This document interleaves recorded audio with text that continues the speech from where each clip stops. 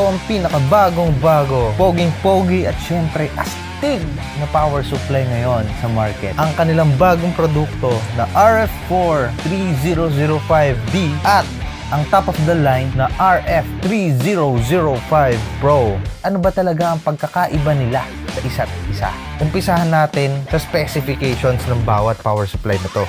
Ang bawat isang power supply ay may auto volts na 220 at 110 volts. So, kahit saang lupalop ng mundo mo padalhin nito, ay pwede to gamitin sa mga 110 at saka 220 volts. Since siya ay merong auto volt capability, ay hindi mo nakakailanganin gumamit pa ulit ng transformer para lang magamit ito.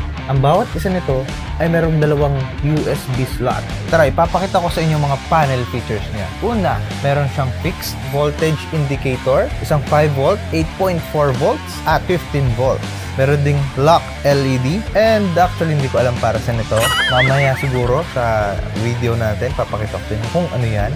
Meron siyang tatlong digital display kung saan makikita mo ang kanyang voltage, ampere or yung current, power, or yung wattage. Kung tatanungin mo ako kung para saan to, ay hindi ko rin alam. Kunyeta, alamin mo na lang. At sa katabing bahagi naman ito, ay meron siyang 4 na buttons ng kanyang numeric keys. Sumunod naman ang kanyang voltage regulation knob. Dito, meron 2 pihitan. Sa kaliwa, ang voltage shift adjustment at sa kanan ay ang current shift regulation. Sa bawat knob na ito ay maaayos mo or maa-adjust yung lakas na gusto mo na ibabato niya papunta sa device, mapa-cellphone man yan or laptop. Sa kabilang bahagi naman ito ay merong tinatawag na single overcurrent protection key. 5 yan mga brad. Isang output 5 volts, 8.4 volts, cont.ocp, once OCP, cc.cv. Punyeta, pinahirapan na naman ako. Ang magagawa ko lang dito ay pipindutin ko na lang mamaya para malaman natin kung para saan ito. Sa ilalim na bahagi nito ay makikita mo yung kanyang power switch. At sa kanang bahagi nito ay dito maipapasok yung tester either sa positive or sa negative. Ano ba talaga ang pinagkaiba ng 3005D sa 3005 Pro? Actually, wala eh. Based sa mga sinabi kong specs tsaka power nila, wala talaga silang pinagkaiba except dito sa isang ito. 3005 Pro ay merong built-in mechanical ammeter. Mas maganda pa siguro kung umpisahan na natin ang unboxing at product testing. So wala nang intro-intro, let's go! Kung usapang repair iPhone, specs uphill, specs uphill, specs uphill. Kung usapang repair iPhone, specs uphill lang ang sakalam. Numero 1 kalat na kalat, kilalang pinakamagaling sa lahat. Kung usapan lang ay repair shop ng iPhone, sila lang talaga.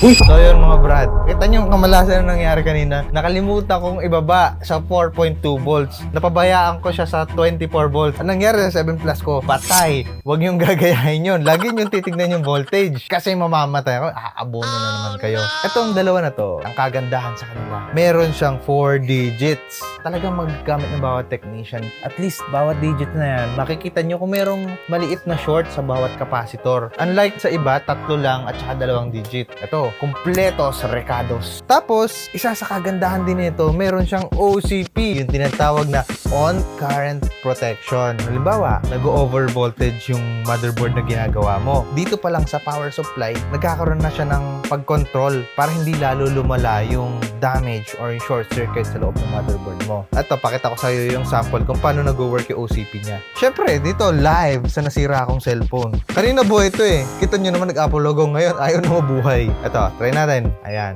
Kita nyo na nag-blink yung OCP. Kanina nag-try tayo sa Pro, ngayon magka-try tayo sa 3005D lang. Kitams, sabi ko sa inyo kanina, goods talaga sila. Ang pinagkaiba lang nila, meron siya ditong reader na ganito, na ang pogi na dating, tingnan mo. Kita nyo yung analog ampere niya. Ngayon lang ako nakakita ng ganyang kaganda. Analog siya, pero may LED pa siya sa upper area. Napaka-pogi, parang flower na merong Mekos. Ngayon, papakita ko sa inyo yung 4 na M na yan. Yung M na yan, mga modes yan. For example, sa mode 1, meron akong nakasave na 5 volts. Mode 2, 12. Mode 3, 18 volts. At sa mode 4, merong 23 volts. Pwede mong lagyan ng ibang voltage depende sa gusto mo. Depende sa unit na sisirain mo, katulad ng ganito. Ayun na nga mga kaibigan. Kakaunti lang yung mga details na ibigay ko sa power supply na to. Kasi alam nyo naman talaga kung para saan at ano ang purpose ng power supply. Ngayon, kung tatanungin niyo magkano ba ang bentahan sa market nito? Iba-iba kasi yan eh. Depende sa paborito nyong supplier. Pero kung ako ang tatanungin ninyo, ang presyo ko sa 3005D ay around 3,500 pesos. While yung 3005 Pro ay nagkakahalaga ng 5,000 pesos. So, kung ako gagastos na rin lang ako ng medyo malaki-laki. 1.5 na lang diferensya. Dito na lang ako sa Pro. Pogi pa. Pareho lang naman sila ng specs. Pareho lang sila ng voltahe na binibigay. Ang pinagkaiba lang talaga nila is meron siyang analog display. Kaya sa aming mga technician, may mga aksidenteng nangyayari talaga. Yun nga lang, may dalawang klase na aksidente. Isa, aksidente na talagang hindi mo sinasadya at aksidenteng katangahan tulad nung kanina. Nalimutan kong going 4.2 volts. Kasi pasok agad ng pasok eh. Ang problema sa akin eh, pasok agad ng pasok. So mga brother, for sure naman ako, may mga paborito kayong supplier na magbebenta rin ito. Sa market, hintayin nyo na lang kasi kung sa akin kayo bibili. Right now, wala ako stocks, konti lang. It will take 1 month bago mag-arrive yung mga available stock. So, I hope makatulong yung short review ko sa inyo kung ano ba talaga yung mas maganda sa dalawa at saka ano ba talaga yung itsura nila para once available na sila, alam nyo kung ano yung pag-iipunan ninyo. Salamat sa pag-view. Ciao!